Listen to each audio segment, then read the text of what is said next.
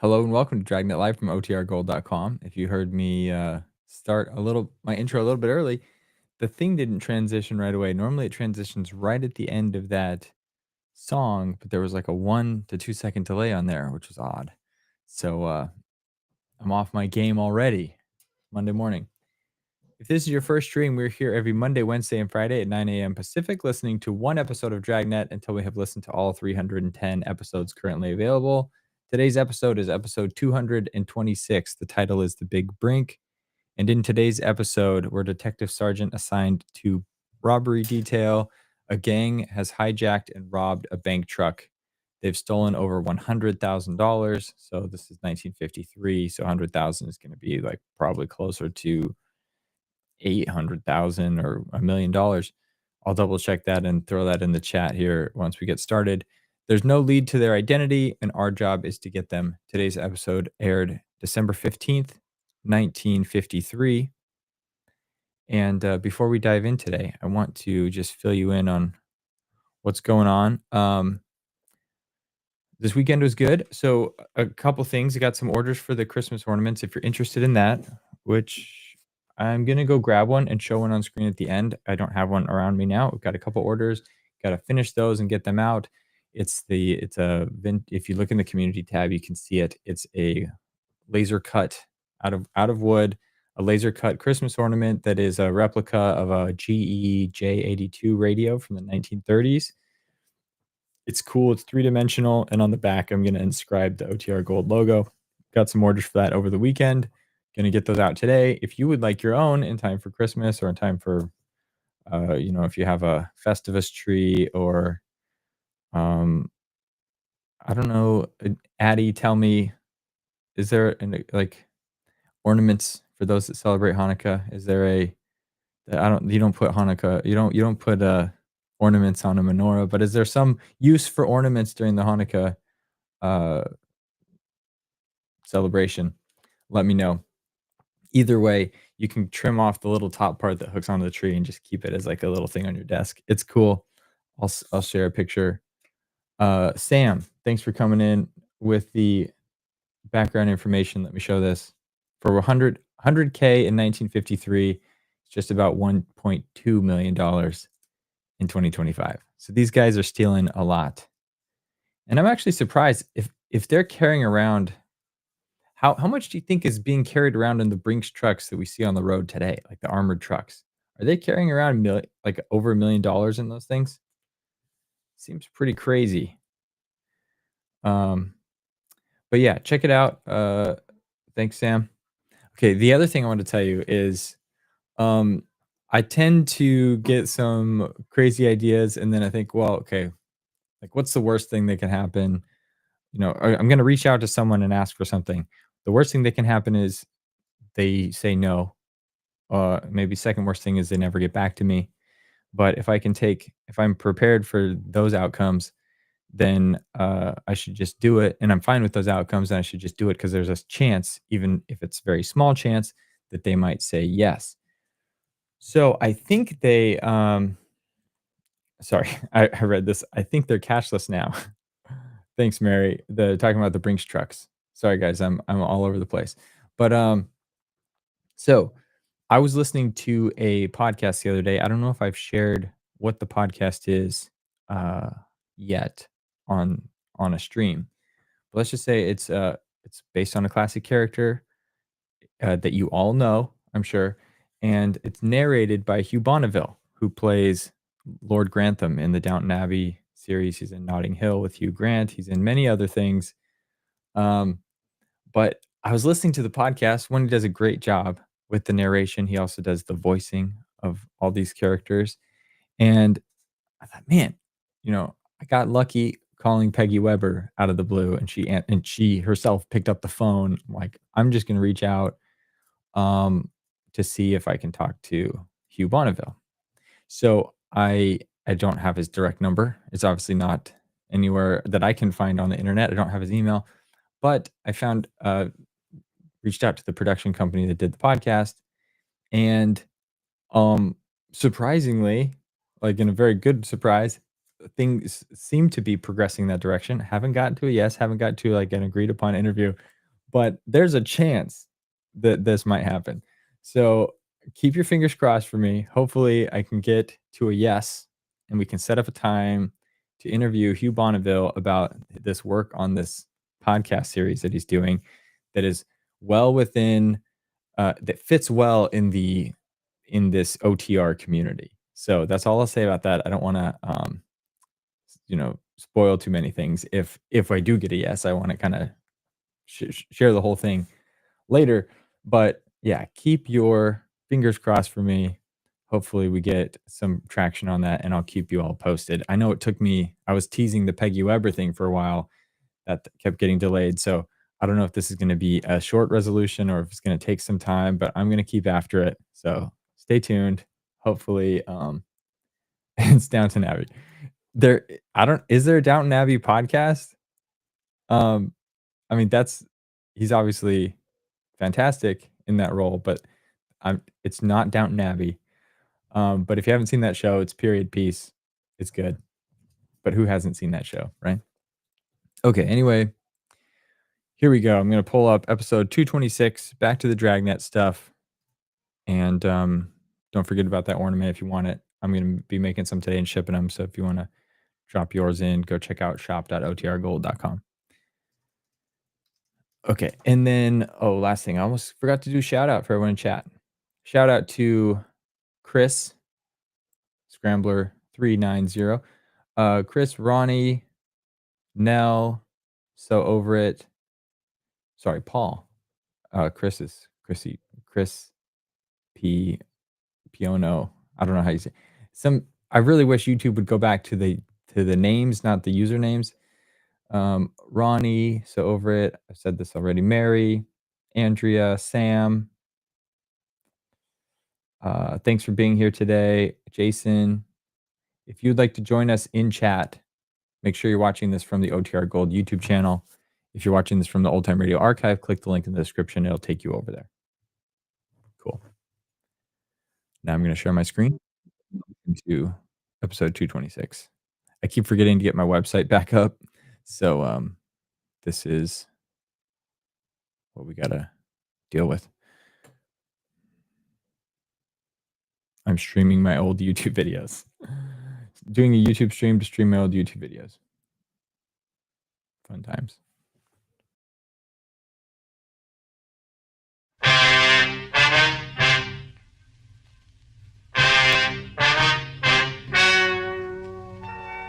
Ladies and gentlemen, the story you are about to hear is true. The names have been changed to protect the innocent. Dragnet is brought to you by Chesterfield, made by Liggett & Myers, first major tobacco company to give you a complete line of quality cigarettes.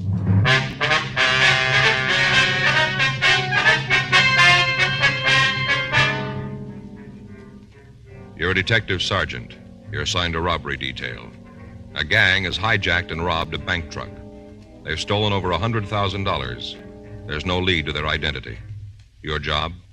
Get them. During this holiday season, young America, all of us, will be concentrating on our favorite winter sports: ice skating, bowling, basketball, skiing. One thing you'll notice: whatever young America does, wherever it goes, Chesterfield goes along. Yes, Chesterfield is the choice of young America. Chesterfield is the choice of more thousands of smokers everywhere. People are learning the facts about Chesterfield, learning that Chesterfield is highest in quality, low in nicotine, learning that Chesterfield is really mild, really satisfying. So how about it, friends? Change to Chesterfield yourself. Smoke America's most popular two-way cigarette. Regular and king-size Chesterfield. Best for you.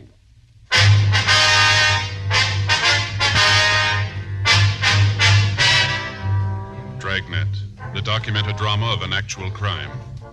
For the next 30 minutes, in cooperation with the Los Angeles Police Department, you will travel step by step on the side of the law through an actual case transcribed from official police files.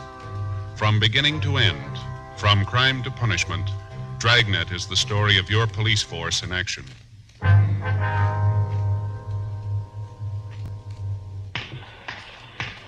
It was Thursday, June 5th. It was warm in Los Angeles. We were working the night watch out of robbery detail. My partner's Frank Smith. The boss is Chief of Detectives Thad Brown. My name's Friday. I was on my way back from the business office, and it was 10:52 p.m. when I got to room 27A. Robbery. Did you get him? Yeah, here's the gun. You got the double-aught buck? Yeah, Jack. Here you go. Any word yet? No, we ought to be hearing pretty quick. Nothing from Herman and Benson, huh? Last we got from them, they were over on Hobart. No action there? Nothing. I get it. Robbery Friday.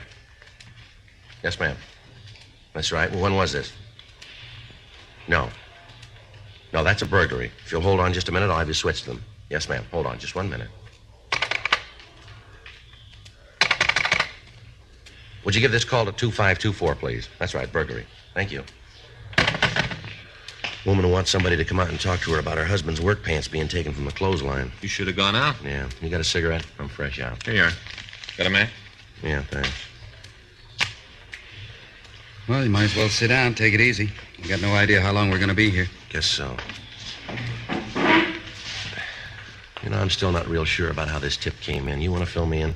Call came through this afternoon. Man refused to give his name. Just said he had some information he thought we'd like to have. No idea who it was, huh? No. Said it wasn't important. Went on to say that he could tell us where to pick up the men who held up the bank truck. Well, I figured it might be a crank, so I asked him how we could be sure the story was true. how'd he answer that? Said he could prove it. Said he had some of the serial numbers on the stolen bills. You check out? Yep. Gave me the numbers from 10 of the 20s. I checked the serial numbers. They're good. And that's when he said he'd call back, huh? Yeah, said he'd call tonight around 10 and give us the address where we could pick up the men. It's late now, about an hour, huh? Yeah. But he knows what he's talking about. We got to be here when the phone rings. No way of getting an ID on him, huh? None. What'd he say about the men? They heavy? From the way he tells it, they're loaded. Got all the guns and ammunition they need to hold out for a week. He knows that. Why couldn't he give us the address this afternoon? He said he wanted to put a lot of distance between him and the rest of them. See how many there were? Not right out. The way he talked, though, we figure there are 3. Any names? No, said he'd tell us where to pick him up. Said when we blew the whistle, they'd tell us. I'd be a little tight taking him then, huh? If the way they handle the guards on the truck is any indication, it isn't going to be a picnic. How many men we got? Herman and Benson, we can call them in. Murph and Rafferty, Stewart and Creasy. Where are they now? Well, I saw Murph and Raff down at the business office just a minute ago. Said they'd be right in. I get it. Robbery Friday. Yes, it is. Where? Yeah, put him through. Call from San Francisco. Operator says station to station. Might be our boy. Huh, you'd have to fly up north to get there this fast. Airlines don't ask for recommendations when they sell a ticket. Wait just a minute. This Friday. Who's this? Okay, if that's the way you want it. Yeah. Give me that address. All right, let me read that back to you. 1657 Garfield Place, apartment 408. Is that right? Okay. Why don't you tell us your name? It won't do any... Hello. Hello. Oh, he hung up. I'll have the business office get on it, see if they can come up with a number. You got the address? Yeah, I got that here. The way he put it, job might be tougher than we figured. What do you mean? Well, I asked him his name. I told him it wouldn't make any difference if he told us. Yeah? He said make a lot of difference. Said they'd kill him if they found out that he finked on them. That figures. Yeah. Said that when he reads in the papers that they're dead, then he'll come in. When they're dead. Yeah. Says we won't take him alive. 10 days previously, on Thursday, May 26th, 3 men had stopped an armored truck on its way to the Federal Reserve Bank. The truck had stopped for collection on Wilshire Boulevard. The 3 hold-up men had approached the truck and produced sawed-off 12-gauge shotguns. At gunpoint, 2 of the men forced the drivers to go out to the San Fernando Valley. The third followed in another car. On a side road south of Ventura Boulevard, the suspects had tied and then beaten the driver and the guard. The 2 men were placed in the back of the truck, and after stealing all of the cash in the vehicle, the thieves had driven off. As soon as the theft was discovered, men from the Federal Bureau of Investigation were notified. Together with them, Frank and I followed down every lead. The crime lab went over the truck but found nothing that would help us in getting to the thieves. Latent fingerprints were able to come up with nothing. The driver of the truck and the guard had been shown the mug books, but they were unable to make an identification. The method of operation was checked through the stats office, but when the leads that developed were checked out, we were in the same position as when we first got the call. We had no idea who the thieves might be. Descriptions obtained from the 2 victims were broadcast to the entire nation, but there were no kickbacks. The FBI weighed and sifted all evidence in its Washington headquarters, but they came up with the same results we had. Nothing. The phone call from the informant was the first concrete lead that we'd gotten. There were 9 men from Robbery Division and 3 teams from the FBI in the operation. From the information we had, we knew the suspects were armed and they were dangerous. The people in the building were gotten out of their apartments. The building itself was completely surrounded. 1:36 a.m. We moved in. Boys in the street are set. Let's go. All right. Did you check the manager? Yep. Descriptions of the men in the apartment match the one we got from the driver of the truck. Checks out to be the same guys. The manager say how many there were? 3. She's not sure they're all in. All right.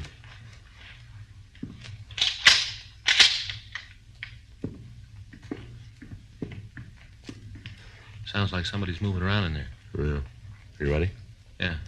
Let's go. Police officers, stand still. What are you doing in here? You here alone? Yeah, alone. What are you looking for, convention? Where are the other 2? What two? Nobody else, Joe. Closet over there looks like an arsenal. Loaded with guns. Couple of sawed-off shotguns. You guys got no right to come in here like this. I don't know what you're looking for, but you ain't gonna find What's it. your name? Hank Peterson. You rent this apartment with 2 other guys. Manager tells us that they're Harvey Fitzgerald and Lou Colton. Is that right? Yeah, they live here. Where are they now? I don't know, out. Maybe to a movie. I don't know. When do you expect them back? Well, look, they're big fellas now. They don't have to get me to sign a report card. They do what they want. They went out. I don't know where. They didn't tell me. They also didn't tell me when they'd be back. Well, what's this all about? Where'd you get those guns in the closet? They don't belong to me. Who do they belong to? One of the guys. Which one? Why are you coming in here and asking all these questions? I ain't done nothing. You got no beef with me. I know anything about the guns. Maybe Lou likes to hunt. I don't know. They belong to Colton, huh? Yeah, he brought them. You don't know where he is now? I told you. If I knew where he was, I'd tell you. I don't want any trouble. I don't like to have people pointing guns at me. Would you put that one away? Turn around. What? I said turn around. Get over to the wall. Put your hands up on it. Big deal. What happens now? You kick my feet out and I fall down? Stand still. I'll get it, Joe. You ain't gonna find nothing on me. I tell you, I'm clean. Nice try, Peterson. Here's a .38 Colt. Joe had it in his belt. You go around pretty heavy for a fellow that doesn't want trouble, don't you? I carry a lot of money. Sometimes I think some guys are trying to take it away from me. I gotta protect myself. Yeah. Anybody's got the right to protect themselves. Yeah, you got a permit for this gun? No, I didn't get around to it yet. I'm going to, though, right away. I'll get one. You know how it is. You mean to do something, but you forget. Hey, can I stand up straight now? Yeah. Come on, Peterson. Get your hands behind you. Maybe you guys will tell me what this is for. What are you looking for? We'll tell you downtown. You know you're making a big mistake. Is that right? Well, sure, you really call this one wrong. You're dragging in an innocent man. I'm clean. I made a mistake when I didn't register the gun. I'll cop to that, but that's the edge. I don't go past there. No, you got it wrong, Peterson. Read me how. We got you going in for the bank truck robbery. You and your 2 friends, you're going to stand for it. Keep talking about my 2 friends. I got no friends. I move in with a couple of fellas. Now, all of a sudden, I got a piece of some action they're shoving. You got it wrong, cop. You aren't going to tell us you happen to be here at the wrong time, are you? Look, I'm from Chicago. I got a lead on a job out here. It gets cold in Chicago in the wintertime. I don't like the cold. Get a lead on a job out here in California, so I put an ad in the paper telling how I'd like to drive out with the guy, share expenses. The fellow that answers the ad wants to leave when I got to go is Lou Colton. I took a third of the tab driving out. We got into town. He's got this apartment lined up, this one right here. I got no place to stay, so he says for me to pad down with him. That's it. The beginning, the middle, the end. Anything outside of that, I don't know. If you got trouble with Lou, then take it up with him, but don't make me fit in. I got no part of the action. I don't want any. What about the gun? Hmm? The gun you had on you. I tried to explain that. I meant to get a permit for it. I didn't get around to it yet. What about the ones in the closet? Well, talk to Lou. They belong to him. Maybe he's going to open a museum. All right. Let's get out of here. Come on, let's go. Look what you did to the door, breaking it up like that. No reason. All you had to do was knock. Landlady's going to be pretty sore about it. I'd have let you in if you'd have knocked. Breaking up a door like that, she's going to be real sore. Probably won't talk to me. Well, it's going to be a while before she's got the chance.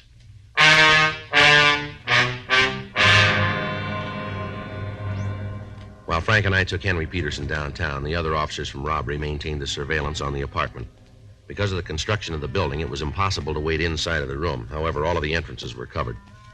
2:40 a.m. We checked the suspect through R&I, but we found that he had no record in Los Angeles. His fingerprints were taken and forwarded to Washington for checking. He was printed and mugged and then placed in a cell in the felony section at the main jail. The rest of that night, the watch on the apartment continued without results. The following morning, Frank and I met with Lieutenant Smyers at a special show-up of the suspect for the driver and the guard of the armored car. Without hesitation, they both stated positively that Peterson was one of the men who'd held them up. The kickback arrived from Washington with the information that Peterson was wanted for escape from the state penitentiary in New Jersey. He'd been convicted on a charge of murder and robbery and given a life sentence. The record showed that he'd escaped from the prison on Friday, May 9th, 2 weeks before the truck had been robbed. 4:15 p.m. We had him brought from his cell, and Frank and I talked to him in the interrogation room at the main jail. You got a cigarette? Yeah. Here. Thanks. Here's a match. What do we got going? Same thing. We want to know about the robbery of that armored car. You figure there's something I could tell you on it, huh? We wouldn't be here otherwise. I'll make you a deal. We don't make them. No, hear me out. You might go for this. We can't promise you anything. You're asking me to come over to your side. Seems like you'd be willing to come a little closer to the line. What do you got to say? How bad you got me nailed? As deep as it can go. For real? That's right. Lay it out. All of it? Yeah. We got the kickback from Washington. We know you're wanted for escape. We checked the guns from the apartment. Found out they were taken in a burglary in Chicago Tuesday, May 13th. Go ahead. We checked with the Chicago papers. The ad you told us about asking for a ride out here, it was never run. You guys are sure thorough. The victims of the robbery identified your picture. They sure? They're sure. No chance for a mistake? No chance. If I cop out, where am I going to do the time? We don't decide that. You think they'll send me back to Jersey? I told you we got no say in that. It's so cold back there. It's nice here in California. I like to stay here. Nothing you guys can do so I can take the fall in Quentin, huh? Nothing. Anyway you hear it, I'm nailed, huh? That's right. Okay. Maybe if it's marked down that I copped out, they'll let me stay in California. It'll be put down that way. Okay. Where do you want me to start? Try the beginning. Good at places, any? You were with the holdup, huh? Yeah. How about the other two? You picked them up yet? No. They haven't come back to the apartment. Might be good if they didn't. Where do you come up with that? Heavy, real heavy. What are their names? Luke Colton and Harvey Fitzgerald. Those are the names in the mailbox. Are they real? As far as I know. You aren't sure, huh? No. Part of what I told you is true. I broke out of a jail in Jersey, then beat it to Chicago. Laid around for a couple of days, then started to look for some action. I was broke. I needed a score to set me up.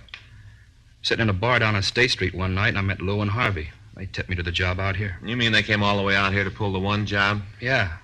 They got a rumble about how it'd be a cinch. Came out to run it off. Then they figured on going back, leaving you cops with nothing. When were they figuring on leaving? I don't know. This was their part of the deal. I told them going in I wanted to stay out here. Didn't make any difference to them. We all figured that if we cut up a $100,000 score, none of us was going to look bad. For all I know, they might be on the way back now. Their clothes were still in the apartment. You know how many suits you can buy with a third of $100,000? Go ahead. Yeah, well, after the job, we made the split. Talked it over and decided to dig in for a few days and then take off. At least they decided to leave. Didn't say when. I told you now, they might be on the way back now. Who else knows you're in on the job? Huh? Outside of you three, Colton, Fitzgerald, who else knows about it? Isn't anybody. Well, where's your part of the money? Got it down the bus depot. Got it in the locker down there. How long's it been there? Since day before yesterday. How often do they clean out them lockers? Every 24 hours. Well, then there's $33,000 floating around in the check room. You got the key to the locker? Yeah, Where is it? in my shoe. I got it taped with the sole inside. You want to give it to us? Well, no, but I don't guess there's any other way. No. Okay. You spend any of the money? You mean the stuff we stole? That's right. No, not a dime. Why do you ask that? Who else might know the serial numbers on the bills? Well, nobody. Nobody but us, and I guess the guys at the bank, they got a record of them, I guess. How about Colton and Fitzgerald? They spend any of their part? I don't know. You got to ask them that. The car you drove out after the armored truck, who'd that belong to? Colton. It's the one we drove out here in. What kind of car is it? Plymouth, 1952. What model? Sedan. Color? Light blue. Do you know the license number? No, I never paid any attention to it. What state's it out of? Illinois. Who drove the car when you went on the holdup? Harvey? Fitzgerald, huh? Yeah, he drove the car, and Lou and I went in the truck. Either of them been arrested before? Well, I'm not sure, but I think Lou fell in New York. I'm not sure, though. How about Fitzgerald? No. At least he never said anything about it. Only way I knew about Lou is that he talked about the food in Sing Sing. That's the way I knew about him. You know what he fell for? Armed robbery, I think, and there was a kidnap rap, too, but he beat it. He out clean? I don't know. Seems like you planned a job with two guys that you didn't know very well, doesn't it? I was hungry and I was cold. I wasn't about to ask for a life story when they offered me a part of the action. How'd they pick you? I told you, I was in a bar on State. Lou and Harvey came in. Both of them were carrying a load. I was sitting there drinking beer, just the three of us in the place, and Lou was drinking pretty heavy. He gets in a beef with the barkeep, and I saw the roll he was carrying, so I figured that if I could take his side in the brawl, maybe I could make a touch. We walked out of the bar, and he offered to buy me a meal. Next thing I know, I'm on the way to California. I'm a partner in a piece of goods that looks safe. All that time in the car and you didn't find out anything about your two partners? We drove straight through. When we weren't driving, we were sleeping. Anyway, I wasn't a solid member of the club. I wasn't about to get my nose mashed in for having it someplace where it didn't belong. I figured if they wanted me to know something, they'd tell me. Did you go with them for the guns? No, they already got those when I fell in. You knew they were stolen. Guys turn up with that kind of muscle and can't come from anywhere else. Sure, I knew it was stolen. Colton and Fitzgerald have any friends out here? No, not in L.A. Anywhere on the coast? Well, I hear Lou's got some people up north. Where? Maybe San Francisco, Marin County, I don't know. Might even be Oakland. Somewhere around the Bay Area. They say anything about going up there? No. Of course, they might have. The way Lou likes to eat, coming out here, he'd go 10 miles out of the way because he knew a place that had a good chili size. Think nothing of it. Never saw anybody who liked to eat so much. Real gourmet. Only with him, it was glutton. He mentioned any names of people he knew up north? No, just said he had people. Anything about the car they're driving that'd make it easy to spot? What do you mean? Well, like a dented fender, a scratch, anything to identify it. Yeah, it might be something. There's a kind of scratch in the back left fender, I think. Woman backed into us on the way out here. Cut right through the metal. You think of any reason why they might ditch the car? No. We kept a close tab on the papers right after the job and looked to see how much you had on it. When we didn't see anything, we figured the car was all right. I don't think they'd ditch it. It'd be pretty easy to trace. Lou owns it outright. Unless you want to try to grab cold plates, he'd drive it like it was. Okay. We'll get your things, and you can come over to the city hall and make a statement. How about the key to the locker? Oh, yeah. There it is. Probably some money due on the package I'll have to owe you. We'll take care of it. Too bad, isn't it? What's that? $33,000. I haven't got the dough to bail out the package. Well, it works out even. What? You'd have no place to spend it.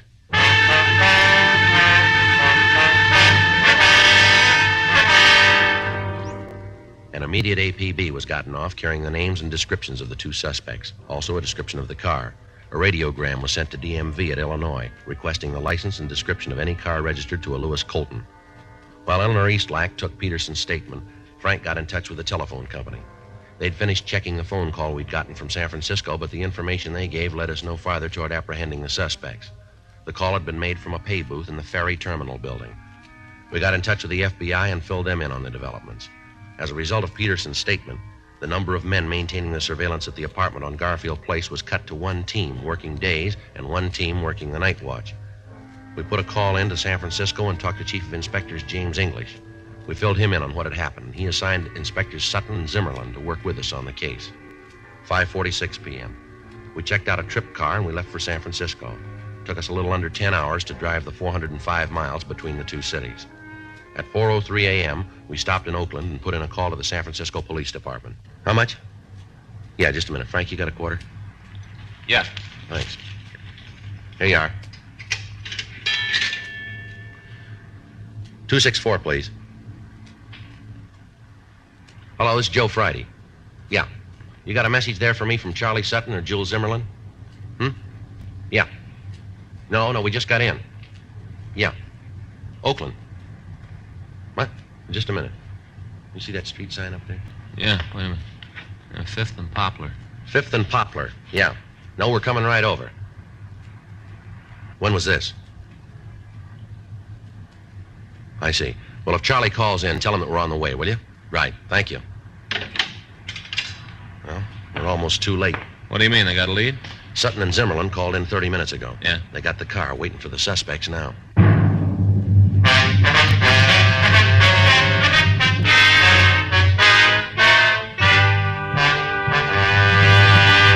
You are listening to Dragnet, the authentic story of your police force in action.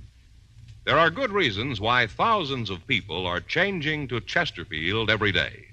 Why Chesterfield is the largest selling two-way cigarette in America. Why Chesterfield is best for me and best for you.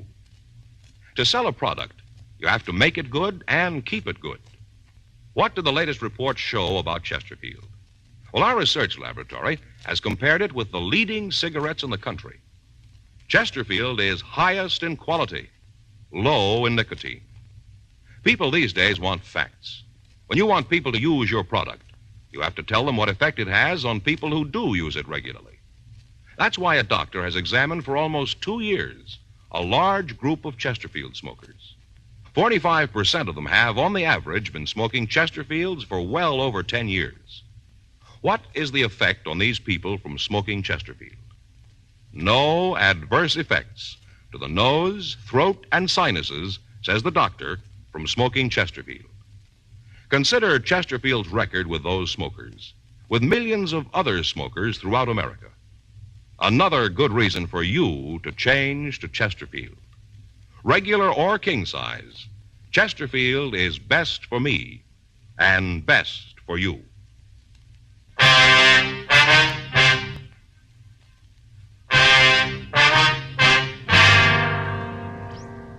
The address the business office had given me on the phone was a large garage located at the corner of Union Avenue and Lynch Streets. When Frank and I got there, we met with Inspectors Sutton and Zimmerlin.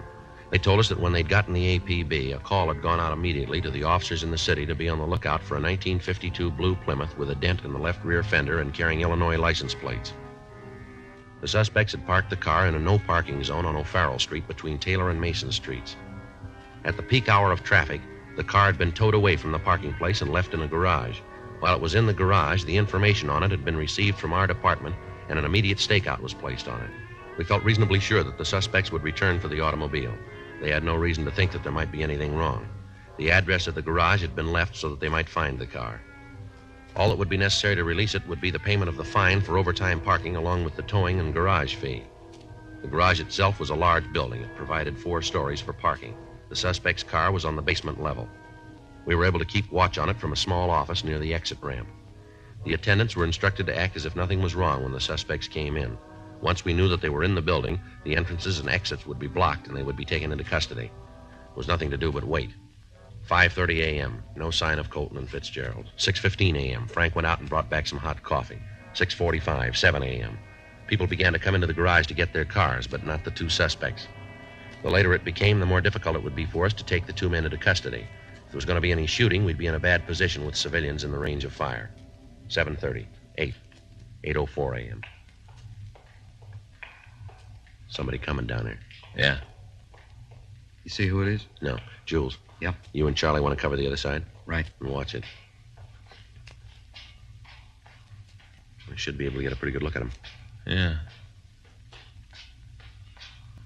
Lousy deal. You parked the car and you towed off the street. What kind of town is this? They got a sign. You should have put it in the garage. Yeah, you and your smart ideas. You read. Why didn't you see the sign? Who can tell you anything? It's Colton and Fitzgerald. Yeah. You see Jules and Charlie? Wait a minute. Yeah, over by the gray Merc. Looks like they're all set. All right, let's go. Now, let's get this crate out of here. We can have some breakfast with the rope if you got. Wonder if the cops picked up any. They should have, if they more than you. Still not sure it was the right thing to do. Look, you don't have to think. If I wanted somebody for that, you'd still be back east. You know one of these days you're gonna open that mouth just a little too wide. Yeah, what do you guys want? Police officers, you're under arrest. Run, Herb! Hit him off, Jules! The ramp, Joe. I'll get him.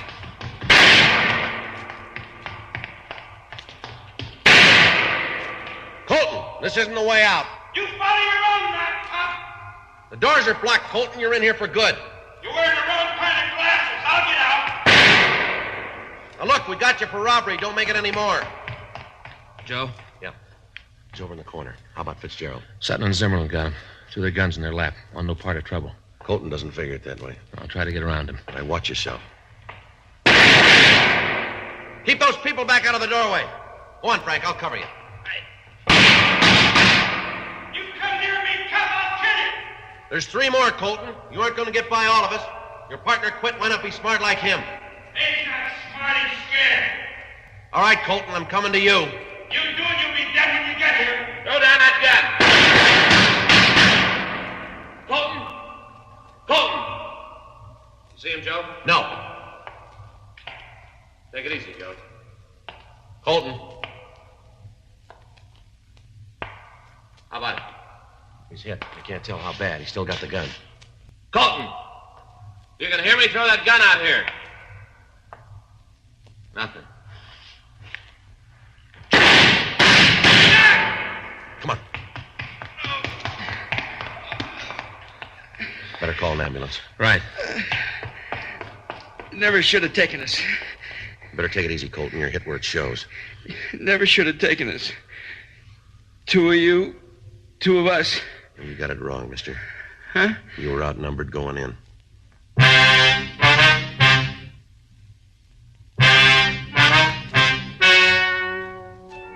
The story you have just heard is true.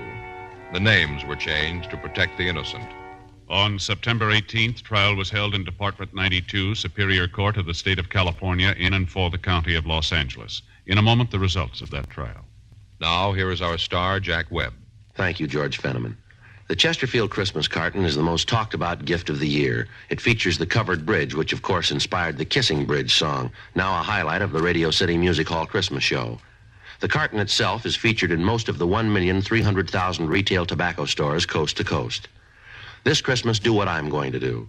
Give America's most popular 2-way cigarette, regular and king-size Chesterfield. Best to give, best to get for Christmas.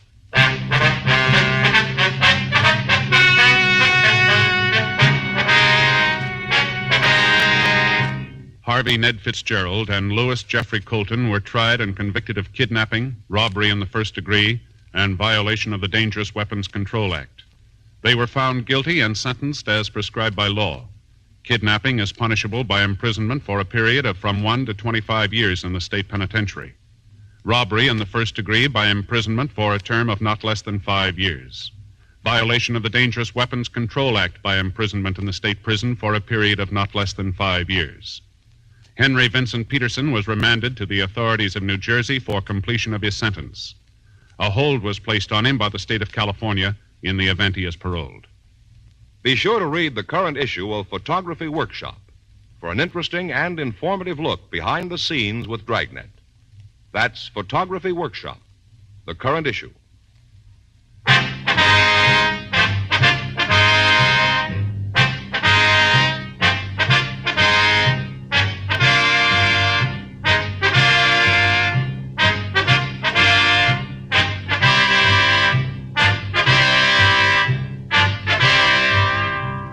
You have just heard Dragnet, a series of authentic cases from official files. Technical advice comes from the Office of Chief of Police W.H. Parker, Los Angeles Police Department. Technical advisors, Captain Jack Donahoe, Sergeant Marty Wynn, Sergeant Vance Frazier. Heard tonight were Ben Alexander, Herb Ellis, Vic Perrin. Script by John Robinson. Music by Walter Schumann. Hal Gibney speaking. Watch an entirely different Dragnet case history each week on your local NBC television station. Please check your newspapers for the day and time. Chesterfield has brought you Dragnet, transcribed from Los Angeles. Buy new Fatima, the smooth smoke with Fatima tips of perfect cork. King size for longer filtering, and Fatima quality for a much better flavor and aroma. This Christmas, give Fatima in the special Christmas carton. Cork tip and plain ends, too.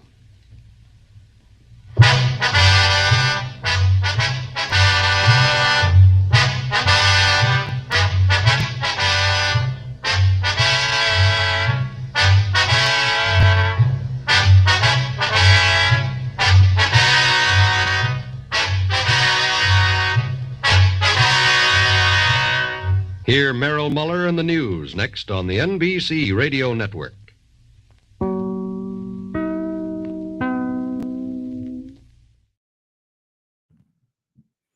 right. I've got the whole like Pavlov. I've trained myself with, in the Pavlovian way. I don't know how to say this. I've been like Pavloved or something. Anyway, when I hear the NBC, I'm like waiting for the Gershwin outro, but my site's been down for a few days. I need to get it back up. So I'm like, there's no Gershwin coming. Just because you hear the NBC chime doesn't mean you're going to hear Gershwin right after it. But it only takes a few rings of the bell and you get your little treat that you just associate the bell ringing with getting your treat. So, I was just reading Addie's comment about getting cigarettes for Christmas. Yeah. It's just that it's zero thought and is poison. Oh, wow. That's funny. Okay. It was a fun day in chat. I need to go back and listen to that episode because I totally missed the plot. I know there was something about an armored truck. That's what I know. But you guys are just fun to be with, so I focus there. Sam, it was funny when you said that there's no Thanksgiving in the UK. It's like, what is that real? Because I know they have Thanksgiving in Canada. Turns out you also weren't joking. Dang, maybe you should institute it. Start a petition. Stand outside of like the busiest underground station in on Thanksgiving Day and just collect signatures. Like, guys, we gotta make this a thing here. A day to just eat as much as you want, watch whatever sport you want, and give thanks for all the cool things. It's awesome. And if you're ever stateside, let me know. On Thanksgiving, I'll have to show you what it's all about.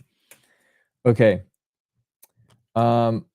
Wish you all a great Monday. Hope to see you back Wednesday for our next Dragnet episode. Until then, keep your fingers crossed. Send good vibes. Hopefully, Hugh Bonneville agrees to talk to us about his cool podcast project. And I think I'll actually post something in the community chat about it. Maybe we can solicit some questions in case we do get a thumbs up. We have some queued up and ready to go. So If there's anything you've ever wanted to ask Hugh Bonneville, drop it in that post. Okay, cool. Until then, I'm going to be out in my garage making ornaments. So if you want to get yours in time for Christmas or Hanukkah, for the Hanukkah bush, drop just go to shop.otrgold.com. Actually, let me put that up on screen real quick.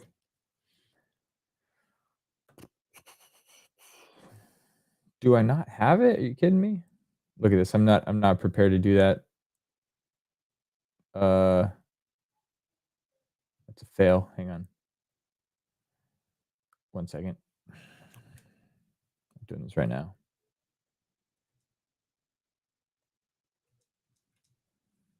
Here we go. Show it. Can I show it now?